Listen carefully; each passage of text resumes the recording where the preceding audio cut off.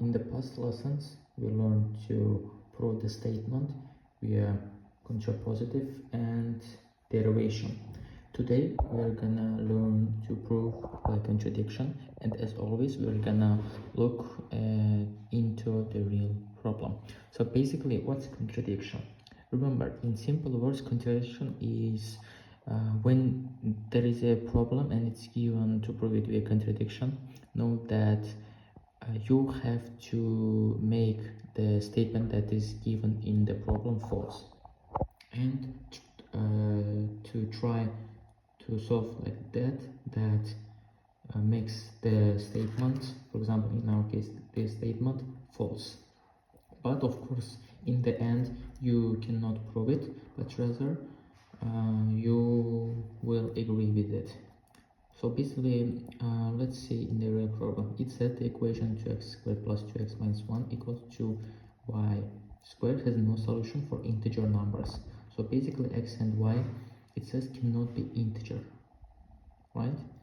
Now, to prove it via contradiction, we have to try to show that no, it has integer solutions, and try to show. But in the end, of course, we have to admit that we couldn't show that there are no integer numbers. This contradiction, let me write it in a formal and written way.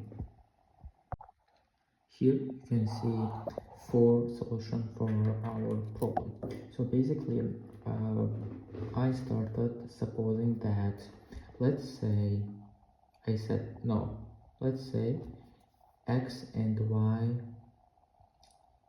is integer numbers, and I said suppose there exist x and y such that there are integer values, and I started trying to show that there exist x and y such that they are integer values. Look, I wrote down this equation, then I divided all sides by 2. Here you can see I got x squared plus x, but minus 1 over 2 as well. That means the equation contains a fraction. This contradicts to our statement that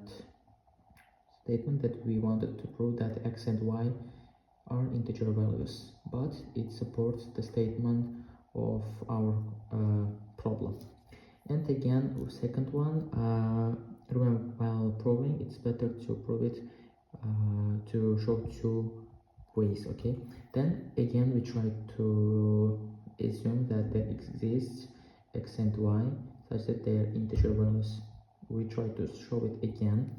Then here we wrote down the problem, and this time we changed the two values places. We have brought the 2y squared to the left while 1 to the right side. Here you can see what we have done here. Then in the end we got x squared plus x minus y squared equals 1 over 2. That fully contradicts to our current statement. This is contradiction. This is proof by contradiction.